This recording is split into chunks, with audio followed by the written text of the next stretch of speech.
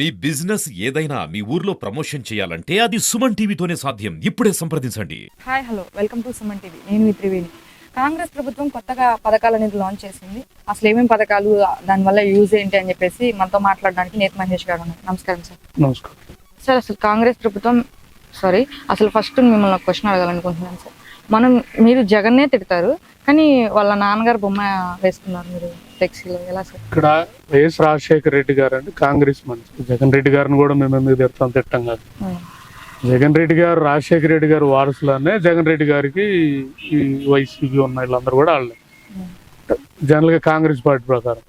కానీ జగన్ రెడ్డి ఆ పద్ధతిలో లేడు కదా. ఆయన బీజేపీతో పొత్తులో ఉన్నాడు, ప్లస్ ఆయన ప్రజాస్వామ్యం ఇష్టపడాడు. రాజశేఖర రెడ్డి గారికి పదవి రాకపోయినా 20 ఏళ్ళు కాంగ్రెస్ లో ఉన్నాడు ఆయన రాజకీయాలు. ఇది కాంగ్రెస్ కల్చర్. అది అందువల్ల కాంగ్రెస్ మహానాయకుడు ఆయన. సో వారసత్వాలు వేరు, మన బ్లడ్ రిలేషన్ వేరు. ఇందిరమ్మ అభయం ఈ పథకం ద్వారా జనరల్ గా ప్రతి కుటుంబానికి 5,000 ఇవ్వాలని. ఈ 5,000 రీజన్ ఏంటంటే ధరలు పెరిగిపోయాయి ఇప్పుడు. బికాజ్ అప్పులు, ఇన్ఫ్లేషన్ వల్ల మోడీ ప్రభుత్వం చూస్తే దీని భారం ప్రజల మీద, పేదల మీద పడకూడదు అనేది ఈ పథకం రూపొందించారు. చాలా మంది ఇది ఫ్రీ స్కీమ్స్ కదా అంటారు, బట్ 22 లక్షల కోట్ల బ్యాంక్ రుణాలని రద్దు చేసాం. వాటిల్లో 10%, 20% అయినా ఈ స్కీములు సరిపోతాయి. సో కరెక్ట్ గవర్నెన్స్ చేస్తే ఈ స్కీములు రన్ చేయడం అనేది జరుగుతుంది. ఈ పథకం సో ప్రతి మహిళకి నెలకి 5,000 అకౌంట్లో వేస్తారు, మహిళా అకౌంట్లో వేస్తారు. జనరల్ గా చాలా మందికి ఈ పథకం ఆంధ్రప్రదేశ్ లో కాంగ్రెస్ రాదు కదా, సో ఈ పథకం ఎట్లా ఇస్తారు సార్? కేంద్రంలో అయితే కాంగ్రెస్ వస్తుంది కదా, కాంగ్రెసే రాబోతుంది రేపు. కాంగ్రెస్ కేంద్రంలో వస్తుందని భయపడే రాష్ట్రంలో టీడీపీతో పొత్తు పెట్టుకున్నారు, ఎందుకంటే సీట్లు తగ్గుతాయని.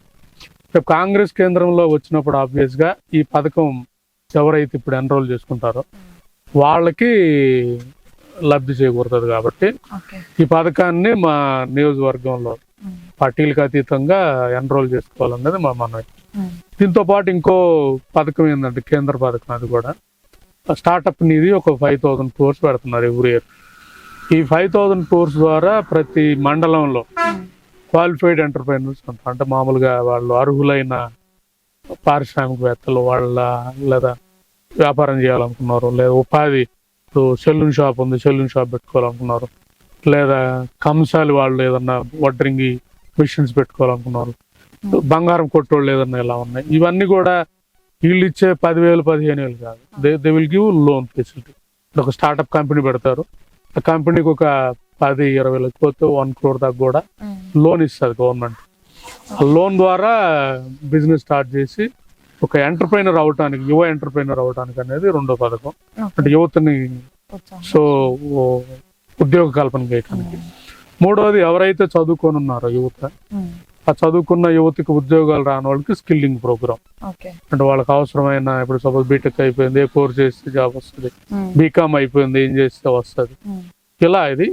ఇంకోటి రాబోయే భవిష్యత్తులో కూడా ఏదన్నా చదువుతా ఉంటే డిగ్రీ ఫైనల్ ఇయర్ లేదా బీటెక్, ఇప్పుడు ఇంటర్న్షిప్ ప్రోగ్రామ్, కంపల్సరీ ఇంటర్న్షిప్ పెట్టి ఇంటర్న్షిప్ ప్రొవైడ్ చేసే ఫెసిలిటీ అనేది కాంగ్రెస్ ప్రభుత్వం తీసుకుంటుంది.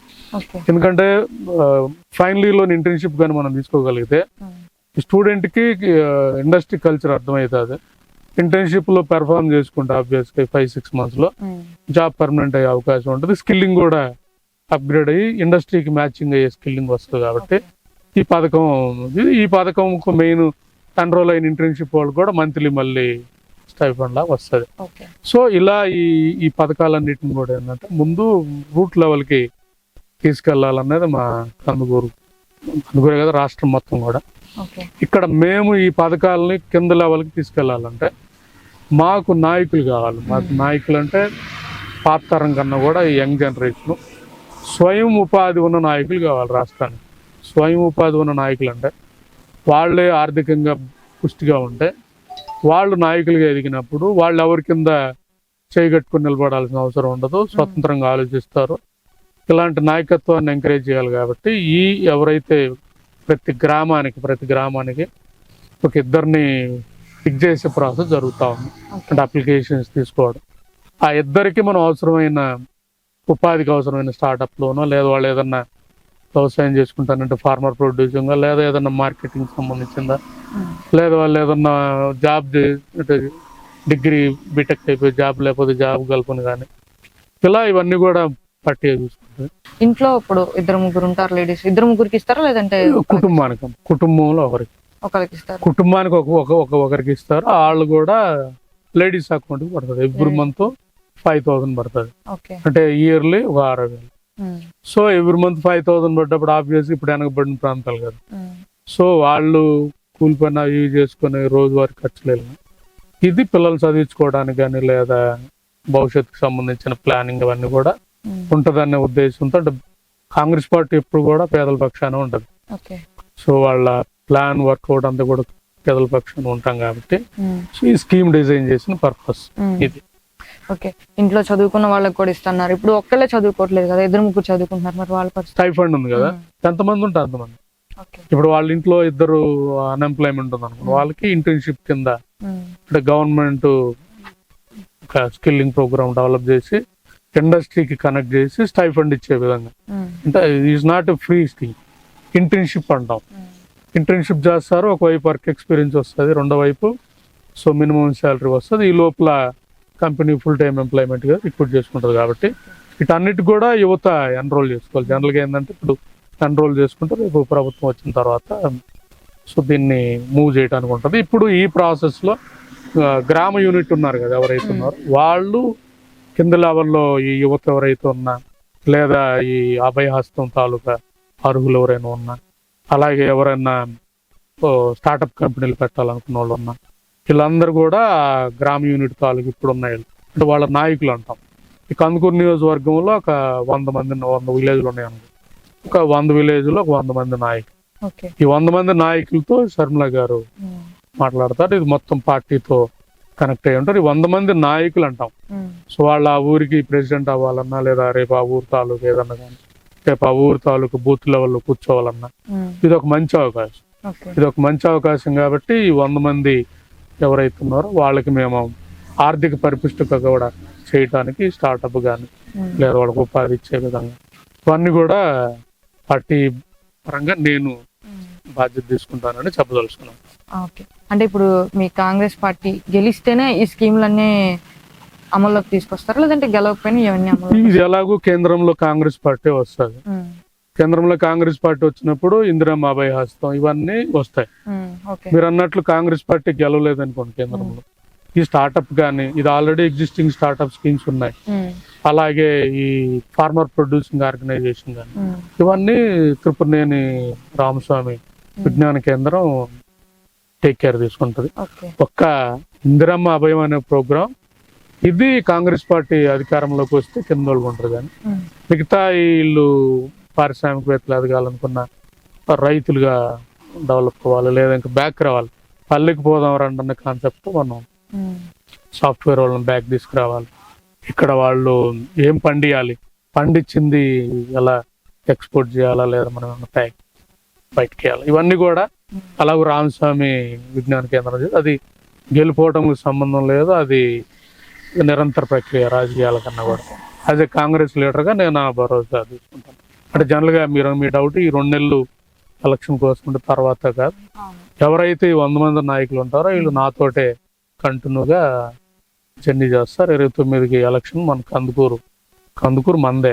ఈ 100 మంది యువ నాయకులే రేపు కందుకూరు భవిష్యత్తుని మద్యం లేకుండా డబ్బు పంచకుండా సో ప్రజలకి ఏది మంచి ఏది చెడ్డ అని చెప్పి ప్రజల మనసు గెలిచి ప్రతి ఇంటింటికి 10 సార్లన్నా టచ్ చేసే విధంగా రాజకీయం చేసి రాజకీయ నమూనాని రాష్ట్రానికి ఒక నమూనాగా తీర్చిదిద్ది యువతని రాజకీయాలకు తెచ్చే ప్రక్రియ చేయాలి. మనీ లేని రాజకీయాలు చేయాలి. అప్పుడే ఈ అవినీతి ఈ గవర్నెన్స్ సిస్టమ్ అంతా కూడా పెరుగుతుంది. కాబట్టి ఇంత లక్ష్యంతో ఈ రామస్వామి విజ్ఞాన కేంద్రం పనిచేస్తుందని చెప్పదలుచుకున్నాను. వీటికి అప్లై ఇంకేమైనా అమౌంట్ తీసుకుంటారా సార్ లేదంటే ఫ్రీగా? సో వీటికి మనం సింగిల్ రూపీ ఏం తీసుకోము. ఎవరైతే గ్రామ స్థాయి యూనిట్ లీడర్స్ ఉంటారో వాళ్ళు కింద వాళ్ళని కోఆర్డినేట్ చేసుకుంటారో వాళ్ళకి ఇవ్వాల్సింది వాళ్ళు తీసుకోవాల్సింది ఎవరైతే అర్హులు ఉన్నారో వాళ్ళ వివరాలు, అర్హులు అంటే వాళ్ళ నేమ్ కానీ వాళ్ళ ఫోన్ నెంబర్ ఇవన్నీ కూడా యాప్లో కనెక్ట్ అయితే శర్మిల గారు వాళ్ళతో డైరెక్ట్గా ఇంటరాక్షన్గా మాట్లాడతారు. ఉమ్, ఈ గ్రామ స్థాయి నాయకులు ఎవరైతే ఉన్నారో వాళ్ళు కూడా కింద వాళ్ళకి ఎక్కడ మనీ కాన్సెప్ట్ అయితే ఇక్కడ ఏమన్నారు. ఇంకా కావాలంటే విజ్ఞాన సెంటర్ నుంచి కానీ లేదా పార్టీ నుంచి కానీ వాళ్ళకి సో ఆర్థికంగా కూడా పరిపుష్టి అవడానికి ఉమ్. సపోర్ట్ చేస్తాం. అంటే వాళ్ళు ఎదగటానికి కూడా ఈ ఆర్థిక సపోర్ట్ అనేది పార్టీ నుంచి కూడా ఉంటుందని చెప్పాలి. ఓకే, ఇది ఎప్పటి నుంచి అమల్లోకి వస్తుంటారు? ఇప్పుడు ఆల్రెడీ ఓపెన్ అయింది. ఓకే. సో ఇప్పుడు మేము ప్రతి మండలం క్లస్టర్ గా తీసుకొని ఉమ్, ముందు మండల స్థాయి నాయకులను పిక్ చేసుకుని మండల స్థాయిలో తీసుకొని ఇలా మండలం నుంచి గ్రామ స్థాయి నాయకులు, గ్రామం నుంచి తర్వాత వార్డు స్థాయి మిమ్మల్ని తీసేసుకొని, అలాగే పట్టణాల్లో అయితే కార్పొరేషన్ లెవెల్లో ప్రతి కార్పొరేట్కి ఒక నాయకుని తీసుకొని ఈ మొత్తం యంగ్స్టర్స్ని మనం రాజకీయాలకి రాష్ట్రం అంటే ఇష్టపడే వాళ్ళు, అలాగే రాజకీయంగా ఎదగాలనుకున్న వాళ్ళు, ఆర్థికంగా అభివృద్ధి అవ్వాలనుకున్న ఈ ఉన్నోళ్ళందరినీ ఐడెంటిఫై చేసి అప్లికేషన్స్ వస్తున్నాయి. బట్ అందరిని కాకుండా ఎవరైతే మనకి మ్యాచ్ అవుతారో, మా సిద్ధాంతానికి మ్యాచ్ అవుతారో, పార్టీ సిద్ధాంతానికి, వాళ్ళందరినీ నాయకులుగా తీసుకొని పార్టీకి సో పంపించడం జరుగుతుంది. అదే మా యాప్ ఇందిరమ్మ అభయం అనే యాప్లో వాళ్ళ రిజిస్టర్ అవుతారు. వాళ్ళ యాక్టివిటీస్ అన్ని కూడా ఏ రోజుకి ఆ రోజు రిజిస్టర్ అవుతాయని మనం చెప్పదలుచుకున్నాం. చూసారు కదా, ఇదండి కాంగ్రెస్ పార్టీ పథకాలు అనేవి అందరూ యూజ్ చేసుకుంటారని చెప్పేసి మనస్ఫూర్తిగా కోరుకుంటున్నాను. మరిన్ని అప్డేట్స్ కోసం చూస్తూనే ఉండండి సుమన్ టీవీ. కెమెరామెన్ సందీప్తో మీ త్రివేణి. నమస్కారం.